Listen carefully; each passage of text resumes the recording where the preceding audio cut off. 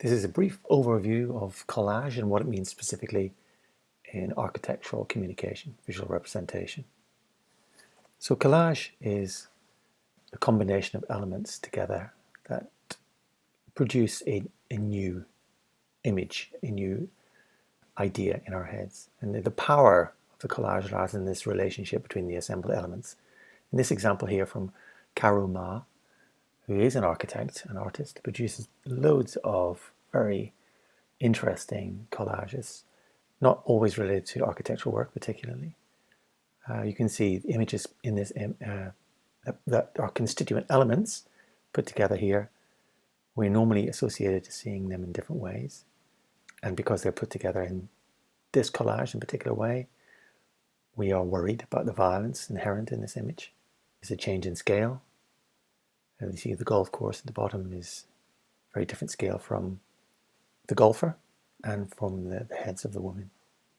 So just by putting these images together in a new combination, we produce this very dramatic and powerful sensation and feeling within the viewer's mind. And that power is inherent within architectural collage.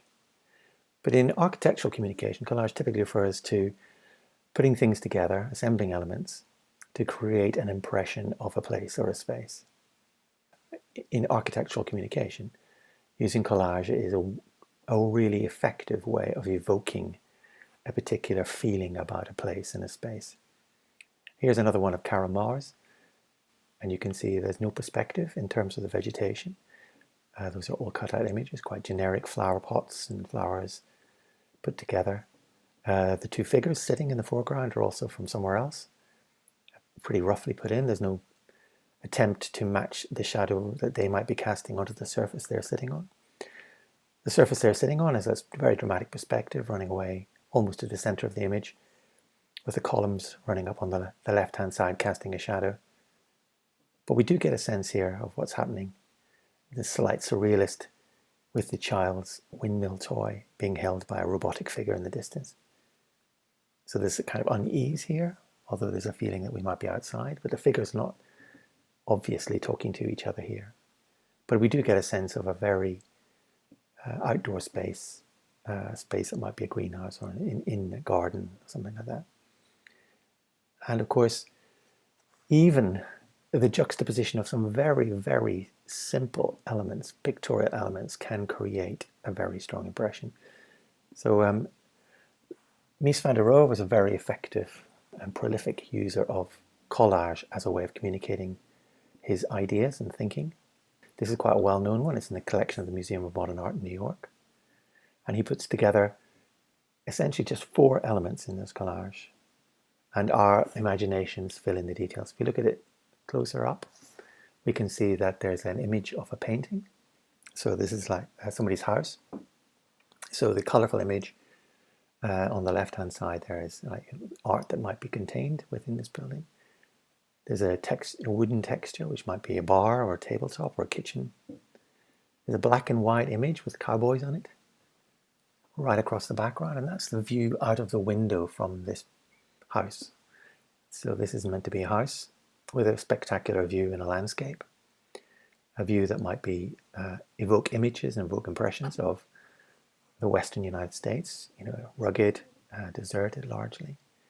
And we get a tiny sense of the building from the drawing, which forms a frame, if you like, for these images. You can see the lines, and there's a slight sense of perspective going into the distance. So we get a strong sense that this is a space which is very, very orientated towards the view from the outside coming in. And that's what the impression that leaves in the viewer's mind, the inhabitant's mind, together with this very artful collection of beautiful textures within this space. Very simple combination of elements. And Ludwig Mies van der Rohe was spectacularly good at putting very minimal elements together to create a sense of place.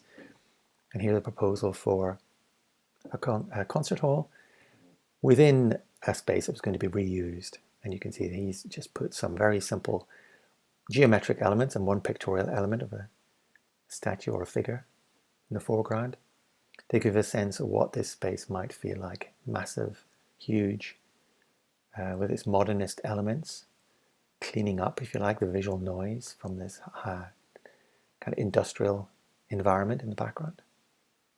Once again, some attempt made to match the perspective between the elements he's put in and the element in the photograph that forms the background. But you can see from the white roof-like shape, ceiling shape, perspective is not exactly a match.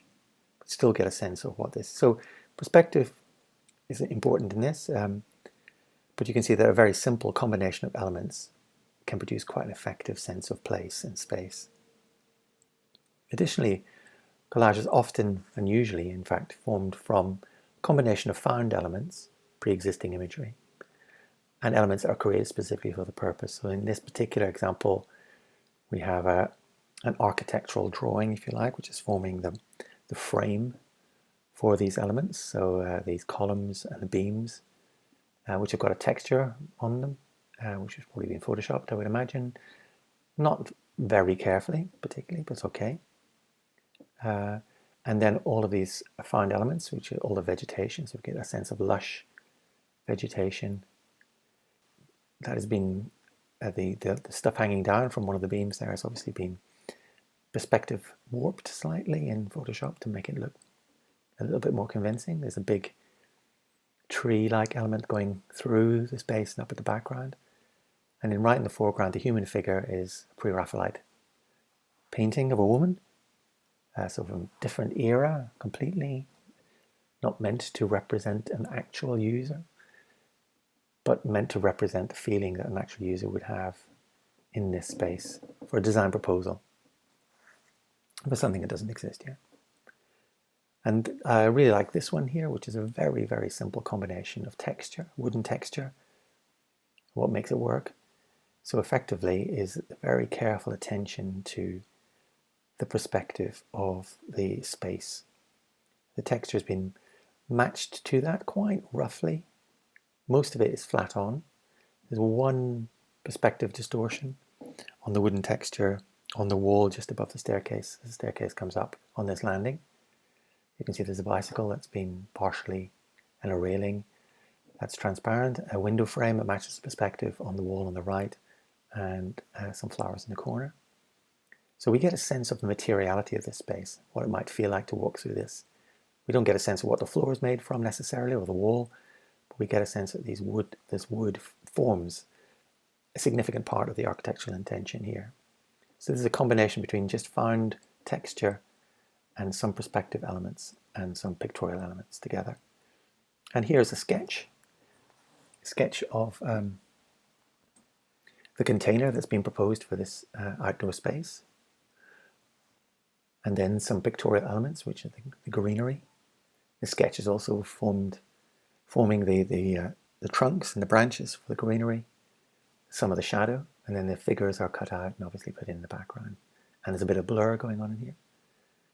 We get a sense of the kind of nature of the rough and ready found wood, or a contrast between the wood perhaps and the environment around it. This particular project was an urban environment with paving slabs and wooden insertion with this life growing in it. So careful, restrained palette in terms of what elements are put in here. There's no attempt to illustrate everything that would be there, but what it's showing is how this life, the vitality of the life, is echoed in the sketch. The green and the color and the life supplied by the people, enlivening this urban grey environment, the design proposal for that. And of course, there are very famous examples and users of collage in the history of architectural, especially architectural speculation. So these are some examples from a project by Archigram, a British practice in the 60s and early 70s, who were spectacularly influential in terms of architectural ideas. And they used collage very effectively. Hardly any other projects, if any, were realized. So this is an instant city, an idea that the metropolitan city would visit other urban areas and infect it with its metropolitanness, sophistication. And so there are elements here that are drawn, obviously, in terms of architectural structures, pylons, wires, cables, frames, balloons, and so on. And then there's pictorial elements found to show, for instance, in this large image here, this robot tower which is this user-controlled visual and oral experience, entertainment experience in the city. Minimal color used in these representations, but a very evocative series of images that kind of suggest ideas and nature of experience from the 1960s and 70s. Another famous example and practitioners who used collage very effectively were Super Studio, Italian practice. Once again, I don't think anything of theirs was built, but they had a number of series of very provocative projects. This one's called a continuous monument, and Super Studio are famous for this white grid platform that they intersected with many photographic elements of cities and places and people. Super Studio were very keen on the human experience in architecture. And there's always lots and lots of people in their imagery. What you can see here, though, is the effective use of scale in particular. A giant scale, a giant architectural intervention at city scale, creating this kind of architectural continuity that people could inhabit and move between, and that would open up to reveal elements and parts of the city within it. So scale is an important thing, the juxtaposition of different elements to form new ideas about a space and a place. And this is a more contemporary illustration from a competition entry to show a design proposal in the distance. You can see it here. Black and white human elements put in here. And the scale is matched carefully so that the photographic elements recede in scale to match perspective and give a sense of belonging here. Once again, quite simple elements. The tree, a lot of the trees, if you look, you can see there's no perspective on those. There's a bit of background perspective, but most of the perspective is achieved from the road, the pathway, and the change in scale in the human figures and the trees around that. And then we think about perspective. Once again, another Mies van der Rohe collage here with a perspective drawing as the frame. Very, very strong linear perspective, central vanishing point, and just 3 pictorial representations of museum exhibits from the past and the present to give a sense that this is a proposal from a museum. And we get a sense, okay, well, the ceiling is supported by those columns. We've got this grid on the floor. We've got this kind of feeling of this space where these visual elements, these historical works of art, are isolated and presented to us within that perspective. So a perspective is a good way of thinking about how you're going to frame and organize a collage. How is your perspective? Where's your vanishing point? What vanishing points are you working with? Perhaps you've got a very strong pictorial image already and you need to match perspective. This is another contemporary image of a design proposal for a experience within a park in South Africa. And you can see there's a photographic element that forms the majority of the background. And then the design proposal is this constructed walkway in the middle, the perspective matching that. So you start, in this particular case, you start with a pictorial image and match the design proposal to it. And then there are the human figures and some of the foliage and the trees, some of the trees and backgrounds and clouds are added to break up the rigidity of the frame. And then another thing to think about in collage is color. So this is a practice in Barcelona, design proposals here where they've not chosen to be naturalistic in their use of color, but have simplified and limited the palette in each case in these images to 3 colors. So you've got this kind of warm orangey apricot color, this cold blue, and then the gray. And the gray tends to be built elements, the blue tends to be life, human activity, and the amber orange color tends to be natural vegetation, but not exclusively. But we get a sense, okay, right, this is moving towards showing a little bit more pictorially what these spaces might feel like when they're inhabited, but they're still abstract and still a proposal. This is not the way the world is currently, or this place is, and the colors are sending a message that reinforces that. And here's a different way of thinking about color and collage. So what frames these 2 illustrations is a very dramatic perspective renderer or perspective drawing, if you like, for this space that this student is imagining. And then the color is used to emphasize how this space might be used at different times of the day or week, whatever. So you've got a nighttime on the right and a daytime on the left. You've got a market, trading environment with people looking down on it, and then an experience of concert, a venue on the right.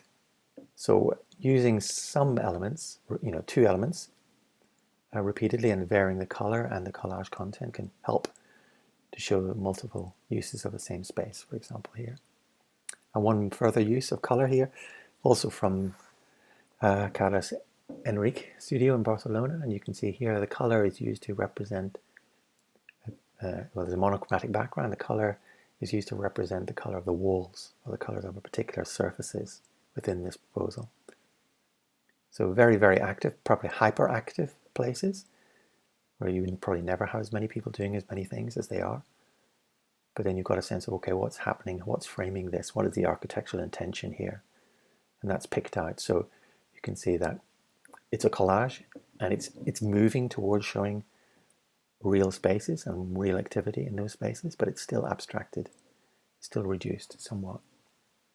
And the use of color is emphasizing this particular architectural intention of these spaces to have a particular finish on the wall to be made from a particular stone or material, or the paths, and bottom left.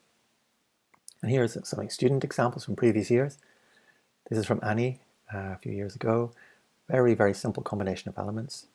Almost nothing in perspective in terms of Photoshop, but just cut out carefully and popped in, gives you a sense of materiality in these spaces. And this one here is a combination of pictures, essentially. No real design elements from the student, but it's almost like a palette of texture and a palette of activity and a palette of materiality and light to suggest, okay, well, this is the experience I want people to have within my building, the kind of things they'll be doing, the kinds of materials they'll see, and the kind of feelings and atmospheres that I will create through my design intention, through my combination of where I put the light, where I put the materials. And this is a little bit more suggestive of the design intention from Morgan. And you can see is, once again, very, very simple use of Photoshop, almost no perspective, but matched with a drawing and a structure. So you can see particularly on the image on the right, lower image, where the people are sitting on the benches or sitting on the seat. That looks like stairs as well, looking out. There's no shadows there. It's not meant to be naturalistic, but you get a really strong sense of texture and light and feeling in this massive grey window that's a backdrop, that creates this backdrop of this vegetation outside. And you get a sense of all the materials and the different colors and the different textures throughout this building.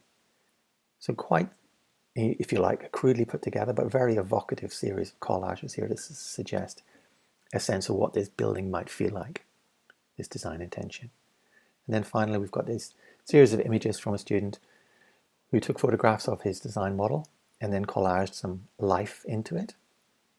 And the photographs are lovely and evocative on their own, but it's fantastically useful to just have this figure of a child running around, getting a sense of what the scale might be, what the activities might be, how full of life it might be. And you can see the bookshelves are also collaged roughly in there, fairly crudely as well. Perspective doesn't quite match. You get a real sense of, okay, well, this building is about children enjoying themselves, having fun and learning. So that's collage, and that's how you might use it, showing the atmosphere within your design proposals, first year architecture. And these are some of the references I've been looking at. Archigram, an online magazine about collage. Mies, various websites, Ludwig Mies van der Rohe, and various places as well. Okay, thank you very much. Bye.